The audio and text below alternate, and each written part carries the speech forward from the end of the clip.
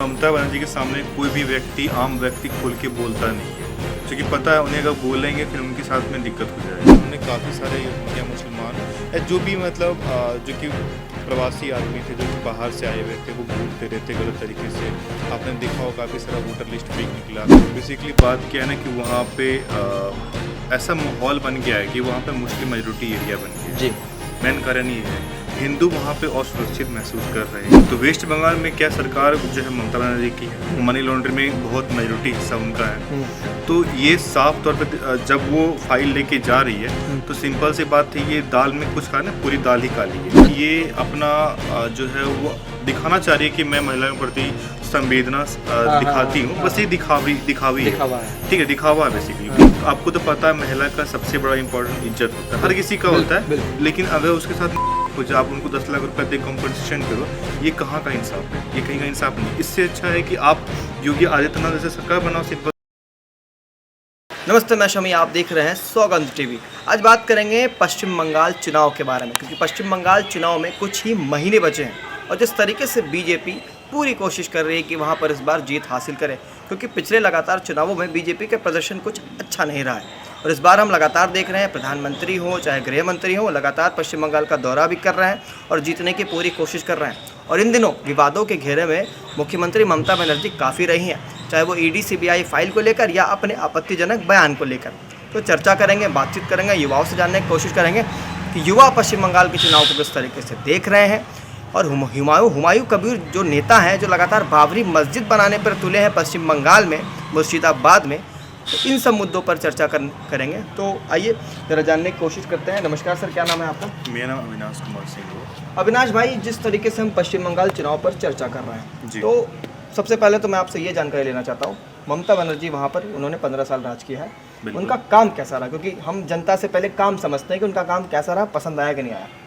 देखिए, मेरे ख्याल से ममता बनर्जी का काम कुछ खास नहीं रहा जी, जिस कारण कि वहाँ पे कोई भी डेवलपमेंट नहीं है। आप देख पाओ कि बंगाल जो वेस्ट बंगाल है वो आपको लगता है कि वो इंडिया से एक बाहर स्टेट है। वहाँ कोई भी न्यूज़ पब्लिक नहीं किया जाता है, वहाँ पे मीडिया को प्रतिबंध किया जाता है। तो वहाँ पे सरकार जो है वो सही से काम नहीं कर रही है। ये आम जनता, पूरे भारत की जनता इस चीज़ को समझती है। लेकिन अगर मैं ये चीज़ मानूँ कि अगर 15 साल में कोई डेवलपमेंट ही नहीं हुआ है, तो वहाँ की जनता तो आवाज़ उठाती, वहाँ की जनता तो खूब बढ़ चढ़ कर सामने आती और कहती। क्या इतना ज़्यादा भौकाल है ममता बनर्जी का कि कोई इतना ज़्यादा डर है क्या? देखिए, ममता बनर्जी के सामने कोई भी व्यक्ति आम व्यक्ति खोल के बोलता नहीं है, क्योंकि पता है उन्हें अगर बोलेंगे फिर उनके साथ में दिक्कत हो जाएगा। तो उनका, आप कह सकते हो, उनका वोकाल है उनके एरिया में, बंगाल में है, ठीक है। और मैक्सिमम कारण ये है कि वहाँ पे रोहिंग्या मुसलमान का बहुत संख्या में काफ़ी लोग में है वो, और उनका सपोर्ट ममता बनर्जी को पूर्णतः है।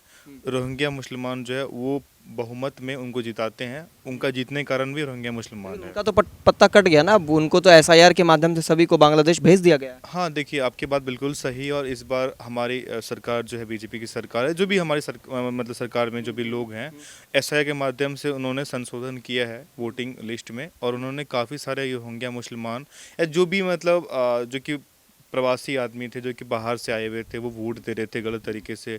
आपने देखा हो काफ़ी सारा वोटर लिस्ट फेक निकला, आधार कार्ड फेक निकला।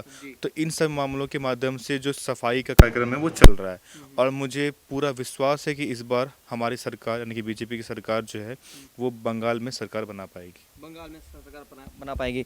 लेकिन सवाल ये भी है ना कि एक हुमायूं कबीर करके नेता हैं जो पहले टीएमसी में हुआ करते थे, अब जो है टीएमसी से छोड़कर अपनी उन्होंने पार्टी बना ली है और बाबरी मस्जिद बंगाल में बनाना चाह रहे हैं। वो बाबर जो कभी बंगाल पहुंचा भी नहीं, वहां पर बाबरी मस्जिद बना रहे हैं। तो ये वोट बैंक की राजनीति कैसी लग रही है? देखिए, बेसिकली बात क्या है ना कि वहाँ पे ऐसा माहौल बन गया है कि वहाँ पे मुस्लिम मेजोरिटी एरिया बन गया है जी। मेन कारण ये है हिंदू वहाँ पे असुरक्षित महसूस कर रहे हैं अभी तत्काल। तो आपने देखा होगा पिछले 3-4 महीने पहले मुर्शिदाबाद में ही हिंसा हुआ था, बिल्कुल पलायन हुआ था, जलाया गया घर। हाँ, लगभग 400 परिवार वहाँ पे उनको भागना पड़ा था उस जगह को लेकर के।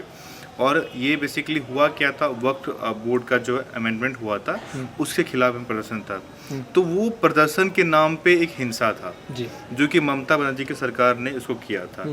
तो इस सब चीज़ों के देखते हिंदू भी जागरूक हो रहा है और देखिए सिंपल सी बात ये है कि हिंदू ना मुसलमान जो भी एक अच्छे व्यक्ति है वो एक सुशासन की सरकार चाहती है, जो कि अभी तत्काल बंगाल में है नहीं। तो इसीलिए हमारी सरकार पूरी कोशिश कर रही है कि इस बार बंगाल में अपनी सरकार स्थापित कर सके। अच्छा, ये कुछ दिनों पहले ममता बनर्जी जो है ईडी सीबीआई फाइल केस में जो फंस गई थी, जहाँ पर जो है कई सारी बातें निकल कर रहा है कि उनके काले कारनामे, आईपैक जैसी संस्था जो प्रशांत किशोर की हुआ करती थी पहले, तो ये सब प्रतीक जैन जो अभी उनके थे बंगाल में देख रेख कर रहे थे, तो इन सब मुद्दों में जब फंस गई तो हमने देखा कि उनको फाइल लेकर भागते हुए। कोई इंसान भागता तब है या तो उनके मन में चोर हो या तो दाल में कुछ काला हो या पूरी दाल ही काली हो। लेकिन हमने जिस तरीके से देखा फाइल लेकर भागते हुए, दौड़ते हुए और प्रधानमंत्री को कुछ अपशब्द कहते हुए, अमित शाह जी को अपशब्द कहते हुए, तो ये क्या था, ये समझ नहीं आया। ये देखिए बेसिकली आपको पता होगा आईपैक की कंपनी है जिन्होंने काफ़ी मात्रा में मनी लॉन्ड्रिंग किया था, लगभग हजारों करोड़ का उन्होंने घोटाला किया था, जिसकी सूचना सीबीआई को मिली। उन्होंने जो है परमिशन लेकर के रेड किया, ठीक है। दिल्ली में भी रेड हुई और वेस्ट बंगाल में रेड हुई, ठीक है। तो वेस्ट बंगाल में क्या सरकार जो है ममता बनर्जी की है, मनी लॉन्ड्रिंग में बहुत मेजोरिटी हिस्सा उनका है। तो ये साफ तौर पे जब वो फाइल लेके जा रही है तो सिंपल सी बात है, ये दाल में कुछ खाना, पूरी दाल ही काली है। अच्छा, पहली बात ये है। सेकेंड चीज़ ये कि अगर उन्होंने कुछ गलत नहीं किया, उनके सरकार में कुछ भ्रष्टाचार नहीं हुआ है या हर चीज़ नीट एंड क्लीन है जस्ट लाइक वाटर, सिंपल सी बात है, तो उनको भागना क्यों पड़ा? हाँ, सिंपल सी बात ये है। तो इससे हमें ये दिखता है ना कि ममता बनर्जी जो है वो मनी लॉन्ड्रिंग है, बहुत सारे गलत कामों को सपोर्ट करती है। और अगर उनके खिलाफ में सीबीआई आता है तो वो अपना प्रशासन को तो भेजती है, और नहीं समझ पाता वो खुद पहुंच जाती है, फाइल लेके चले जाती है। तो ये उनका समझदारी और ये उनका व्यक्तित्व दिखाता है कि वो किस प्रकार की महिला है। अच्छा, कुछ रोज पहले मुझे अभी एक बयान याद आया, ममता बनर्जी ने यह बयान दिया कि अगर हमारे पश्चिम बंगाल में किसी महिला बहन बेटी का जाता है तो 10 लाख रुपए वो देंगी। एक मुख्यमंत्री राज्य की ये कह रही है कि किसी महिला का हो जाए तो वो 10 लाख रुपया देंगी जी। तो ये मुझे समझ नहीं आ रहा अब तक कि वो 10 लाख रुपए देंगी ताकि हो जाए या फिर ये एक मदद के तौर पर। देखिए, ये मदद के तौर पर नहीं है, बेसिकली ये अपना जो है वो दिखाना चाह रही है कि मैं महिला के प्रति संवेदना दिखाती हूँ। बस ये दिखावी है, ठीक है, दिखावा है बेसिकली, ठीक है। और किसी भी महिला का अगर हो जाता है, कुछ भी गलत काम होता है, तो आपको तो पता है महिला का सबसे बड़ा इंपॉर्टेंट इज्जत होता है, हर किसी का होता है। लेकिन अगर उसके साथ हो जाए, आप उनको 10 लाख रुपए दे कॉम्पनसेशन करो, ये कहाँ का इंसाफ है? ये कहीं का इंसाफ नहीं। इससे अच्छा है कि आप योगी आदित्यनाथ जैसे सरकार बनाओ। सिंपल सी बात है कि जहाँ पे हो तो सीधा एनकाउंटर किया जाए उसको। जी बिल्कुल, सरकार ऐसी होनी चाहिए। ये तो मैं एज ए पत्रकार कह रहा हूँ कि अगर जहाँ पर भी कोई उपद्रवी, कोई देशद्रोही, कोई आतंकवादी दिखता है तो एक मुख्यमंत्री को तुरंत इनकाउंटर कर देना चाहिए एक्शन में। हाँ बिल्कुल, इनकाउंटर करना चाहिए। और ऐसी सरकार वो चाहती नहीं है, क्योंकि बेसिकली आप समझ नहीं पा रहे हो, वो इंटरनली सपोर्ट करती है। वो जितने भी मतलब रेपिस्ट हैं, जितने भी मतलब गलत लोग हैं, उनको इंटरनली सपोर्ट करती है।